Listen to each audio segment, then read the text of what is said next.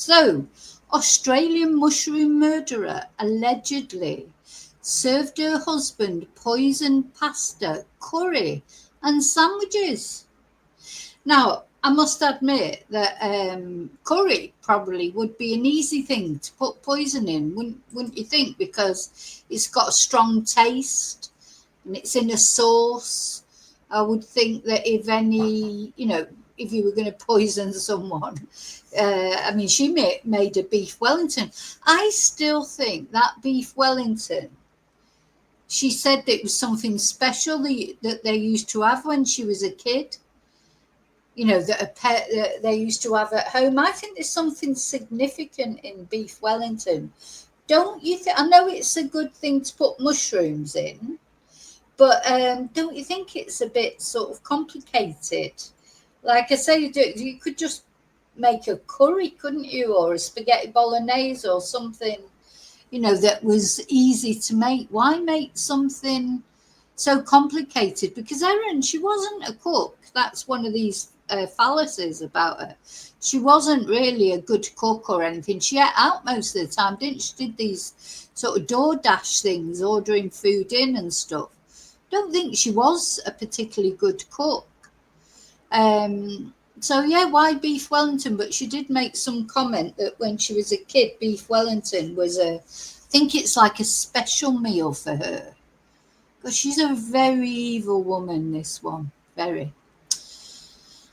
Anyway, so Erin Patterson, who was found guilty of 3 counts of murder and 1 of attempted murder, also allegedly tried to poison her estranged husband with food she made for him. So it says here that she allegedly tried to poison her estranged husband on multiple occasions. Multiple occasions. And she was found guilty last month, as we know, of luring her mother-in-law Gail, father-in-law Don, and Gail's sister Heather to her home, where she fed them lunch that contained death cap mushrooms. And of course, one of the other things that's coming out, oh my God, my voice is going. God, I've only just started talking. Is apparently her search history. She was looking at other poisons as well, it turns out. So she really is a real Lady Macbeth. So she obviously settled on the death cap mushrooms, probably when she saw them on that website, But apparently she'd been Googling all sorts of different poisons as well. So there's all sorts coming out about her now. So she was also found guilty of the attempted murder of Ian Wilkinson, Heather's husband, who survived the meal in July 2023 in Leongatha, a town southeast of Melbourne.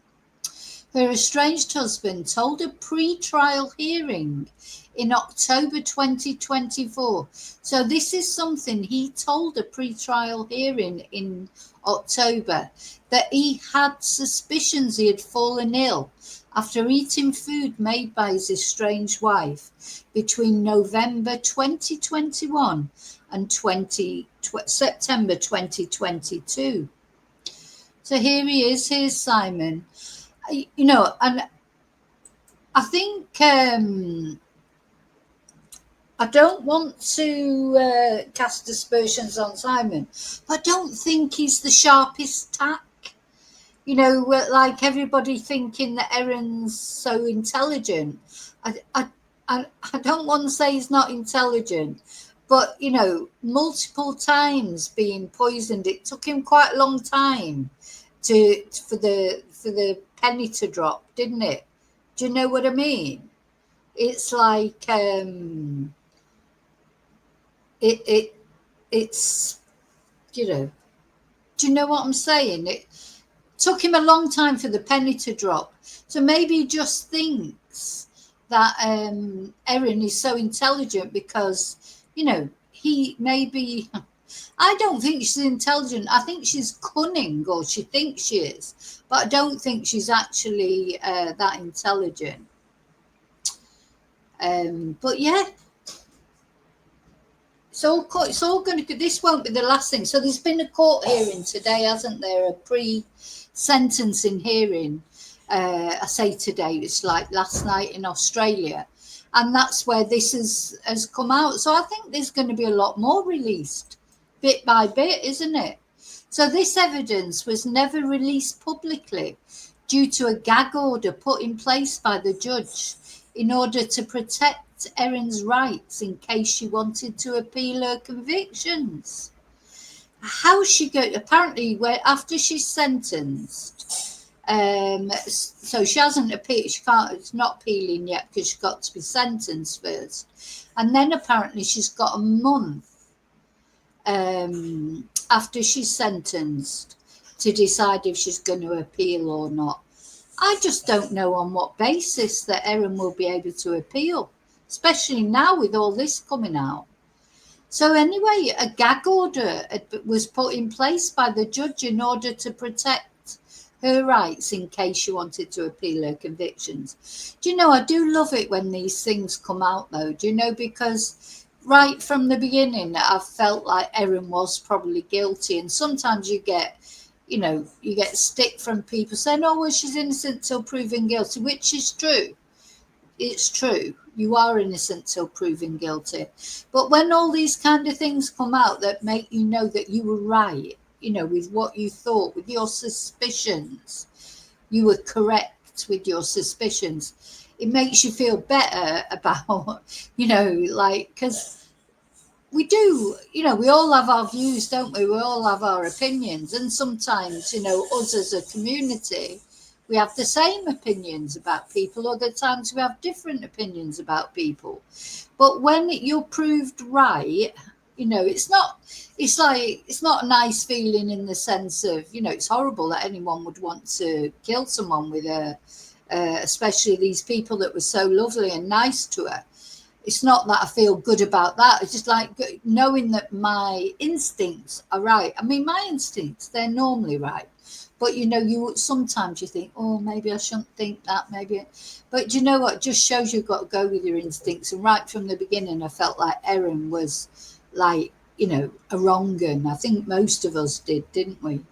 But there's been the odd one who didn't. And that's fine as well, because we all have our opinions, or people that weren't sure, or we all have our views, we all have our opinions. We're not the jury, but it's the jury who decided. And now we can see that definitely, if anybody had any doubts, from all these new things now that are coming out, you just know that this was definitely the right decision.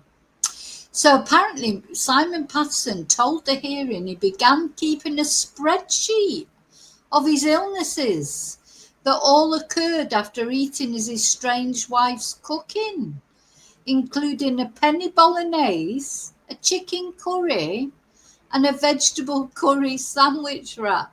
Sorry, I'm not laughing because it's funny. It's just, it really is a crazy world, isn't it? It really is a crazy world. So the thing is, Erin was married to Simon for quite a long time, wasn't she? She's had 2 children with him. So she knew what he liked, didn't she? She knew what food he would like to eat. So she's given him all his favourites, laced with God knows what. So it seems that she's been researching quite a few poisons, according to her search engine on her computers and on her devices. Yeah, amazing, isn't it, really? Sorry, yeah, Anchor, I'm not trying to put, but I think the other people can't see your comments because you're on the Spanish, so I'll put that up there so they can read your comments. I don't know if you can read the other people. Well, they're all here on the screen, actually, but this is Anja. Yeah, I think she's on the other channel. I've got to get these channels sorted out, but... So, yeah, you do think... This is what I think, David. Yeah. He had a spreadsheet with all the different occasions on, and he didn't warn his family and tell them not to go. You know, a spreadsheet, for God's sake. Flipping heck. Now, whether he had this spreadsheet just for his illnesses or whether it was specifically, I mean, it may be that the spreadsheet he had, he sounds just like Erin. She probably had a spreadsheet of her illnesses. Maybe just, maybe he didn't click until, this all came out. That's when he maybe looked back and thought, oh God, every time I was ill on this spreadsheet, this was after Erin had given me something to eat. Look at this. So listen to this. I mean, this is just incredible. The 3 alleged poisonings occurred during family camping trips that led Mr. Patterson close to death. Family camping trips while her children were there.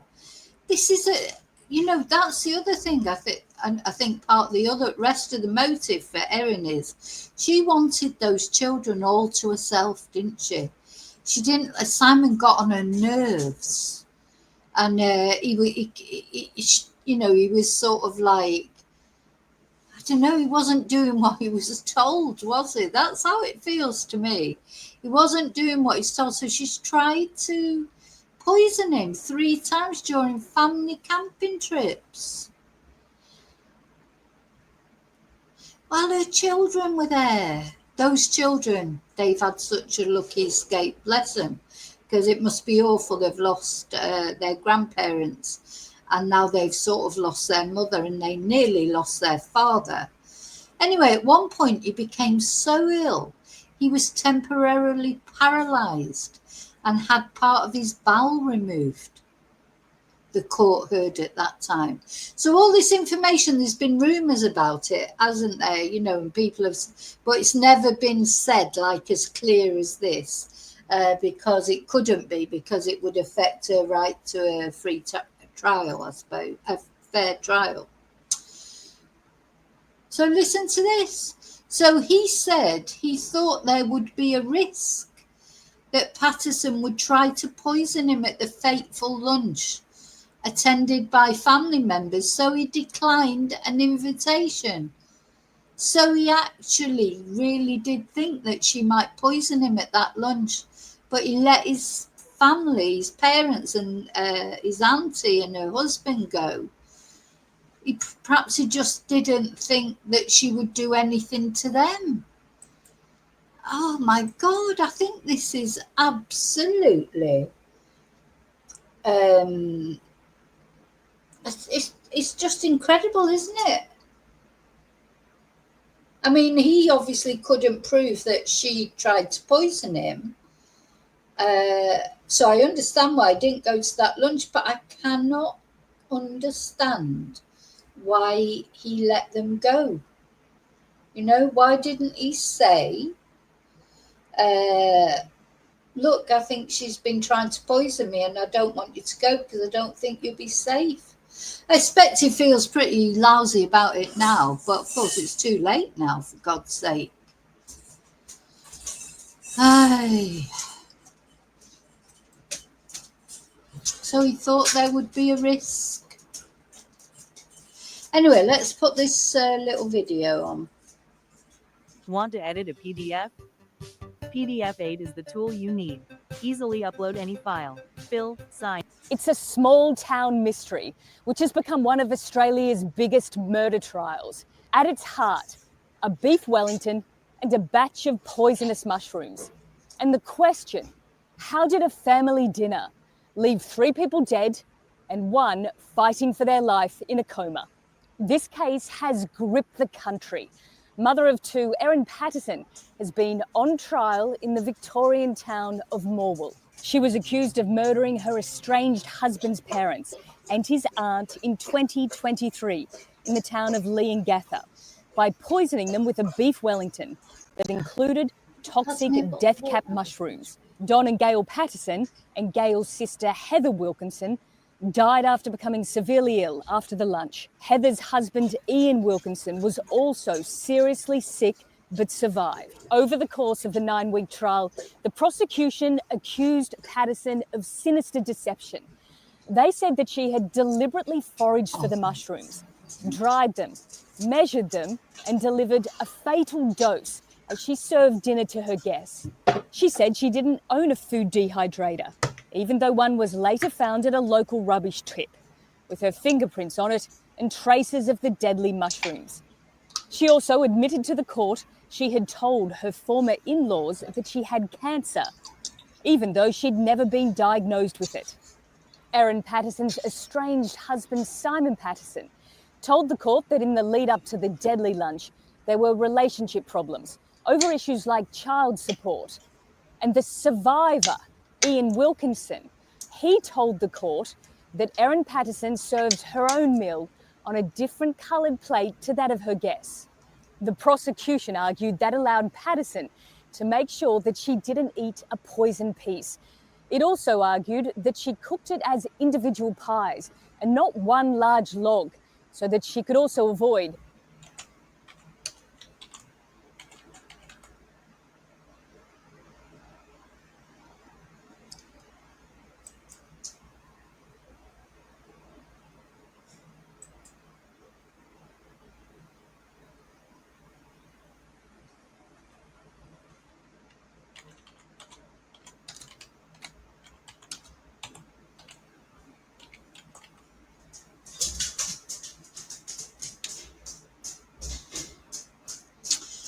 Oh, it's buffering. It's buffering. Anyway, it's nearly finished, but let's see if Patterson was the only witness for the defence. She spent 8 days in the box and strongly denied the charges against her. They conceded she had lied about foraging for mushrooms and claimed she had no reason to kill her estranged husband's family. This case has gripped Australia and the world. Mushrooms and allegations of murder. Little wonder it's captured people's attention. So that's just like a refresher of the case, really, isn't it? So Mr. Patterson added that while he had stopped eating food prepared by his wife, from whom he'd been estranged since 2015, he never thought others would be at risk. I mean, I understand that, but he should have reported if he really believes she tried to kill him, he should have really reported it to the police, shouldn't he? Anyway, Justice Christopher Beale lifted the gag order on Friday, that's today, after rejecting an argument by the defence, who said its release combined with intense media interest would jeopardise any potential of an appeal. Now, I think Justice Christopher Beale, he's had enough of Erin, hasn't he? That's how it feels to me. I mean, they've tried to protect her, they've tried to give her a fair trial. I think really nobody could say that she didn't get a fair trial because we didn't know any of these things, did we?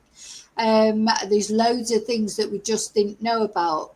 And so she's had a fair trial. And she's been found guilty. She is guilty. And I think Justice Beale is probably sick to death of Erin.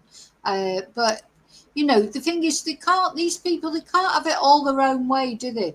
It always intrigues me that quite often when families of murder victims, you hear them talking and, giving interviews, and they say that one thing they learn from being the family of a victim is that the system is geared to protect the perpetrator, not the victim. So, and it's sort of, I know we don't want unsafe convictions, so I understand that the burden is on the prosecution, isn't it, to prove that the perpetrator or the alleged perpetrator did it. That, the alleged perpetrator doesn't have to prove anything, really.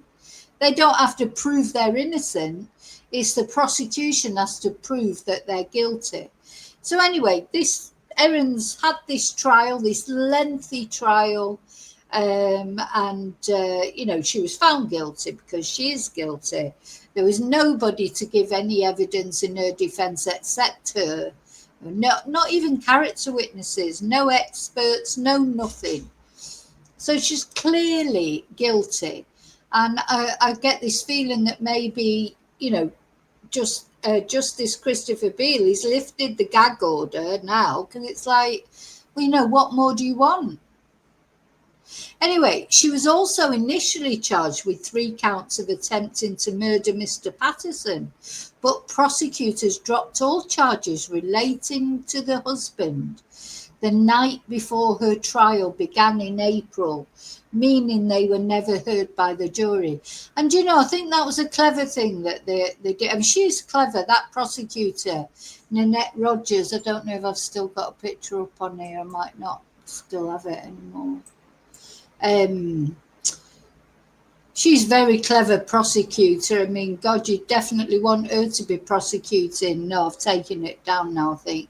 You definitely want her to be prosecuting, wouldn't you? Or you wouldn't want her to be prosecuting if you were the guilty person. She was very clever. Her really, really clever, especially the way she tricked Erin into revealing that, in fact, she has got a good memory, not a bad memory like she kept trying to make out she had. This sort of defence of Erin's was really, yes, I told all those lies. I lied about foraging, I lied about the dehydrator, I lied about having cancer, I lied about this, I lied about that.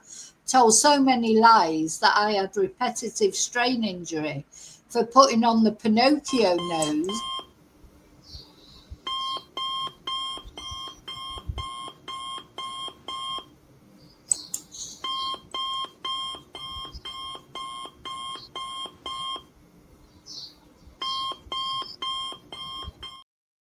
And it was like, oh no, don't believe that lovely man Ian, who I tried to kill.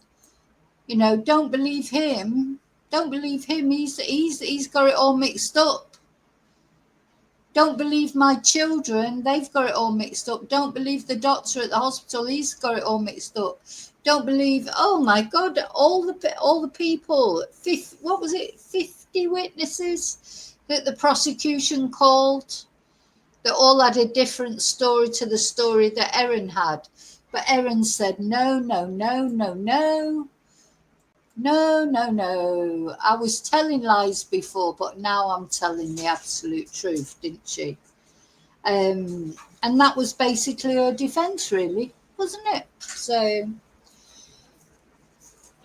just really, the more you think about it, God, how she had the face to sit there and, look at Ian and the families and Simon, how she had the cheek to sit there and look at them all after what she'd done, desiccated that family. Anyway, where am I with this now? So here's some of the evidence. These were the leftovers. You remember those poor people? They were elderly people. I don't imagine they had the most exciting life in the world. They were delighted to be invited over to Erin's for lunch, weren't they? And they said it was delicious. It was delicious. And she sat there and she watched them eat every mouthful around her dinner table in her home, knowing that from the moment they had eaten those beef Wellingtons, they were dead people walking, weren't they? Just dead people walking. Right, now my son's just gone out. You might hear a little bit of barking from Princess Tia. Oh no, she's not barking. She's trying to see if she can escape out the window. Hey, come here. Good girl. Good girl. What's this? Oh, she's the window's open slightly and she's just poking her nose out of it. But you know what? She can escape, so I've got to just keep an eye on her. Wait till she brings it. In fact, I might have to close that window. She's not above pushing it open. Hey, come here. There's a good girl. That's a good girl.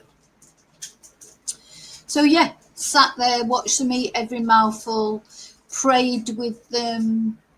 Well, they prayed with her because she told them she had cancer. They all prayed together. She let them pray for her, knowing that what they were carrying in their tummies after eating that beef Wellington was going to kill them. Or at the very least, make them really ill. You know, the only sort of thing, I keep clinging on to the thought that maybe she didn't mean to kill them. Maybe she just meant to make them really ill. But, he's back in again now. But, I don't know. Or did she know for sure that she was going to kill him? And was that what she wanted? To upset Simon. If she couldn't get Simon, so Simon, there's no way he was ever going to eat anything again that she'd cooked for him. So did she think that a next best way of doing that would be, next best way of hurting him would be to kill his parents and his auntie and his auntie's husband? Because Ian Wilkinson survived despite Erin not for anything good she did to him. He was just lucky to survive.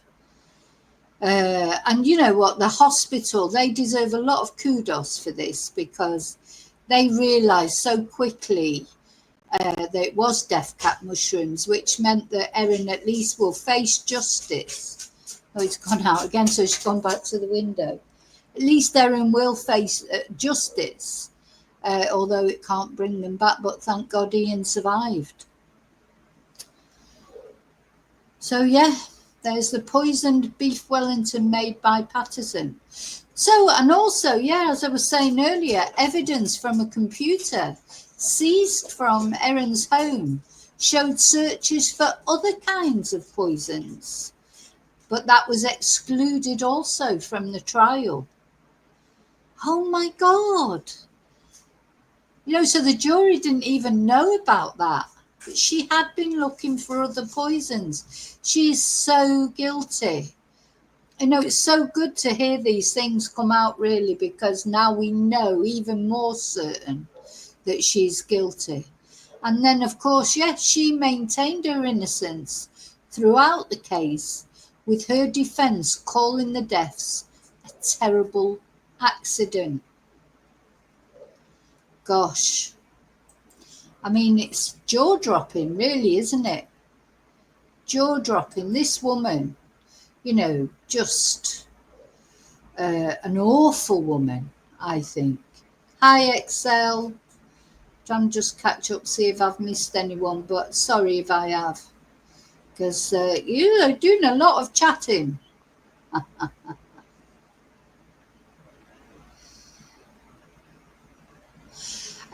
Which is good, of course. I think I've said hello to everyone, but as I say, if I haven't, please don't take offence. I'm just trying to